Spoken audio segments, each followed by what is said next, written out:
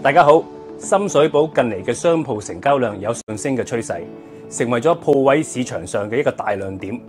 背後嘅原因主要係包括經濟回暖、政策推動以及社區本身嘅轉型升級。受惠於經濟復甦及地產市場活躍，唔少嘅創業者同埋投資者對深水埗嘅發展潛力充滿咗信心，積極入市，帶動商鋪需求增長。此外，政府舊區重建同埋活化政策持續推進，改善咗區內基建同埋環境，吸引咗更多嘅品牌同埋零售餐飲業嘅進駐，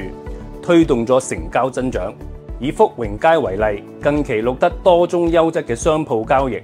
包括咗福榮街68號同埋70號鋪位，成交價都超過2100萬。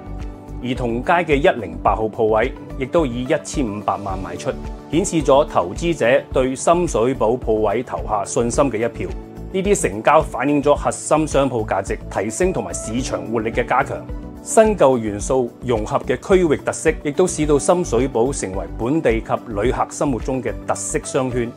吸引多元化客群，支撐市場發展。隨住區內舊樓持續翻新，配合人口增長同埋消費需求上升，深水埗嘅商鋪成交將持續活躍，優質商鋪嘅市場價值同埋租金水平亦都有望進一步提升。有意進駐九龍區開鋪嘅投資者們，千祈唔好錯過深水埗呢個特別嘅區域啦！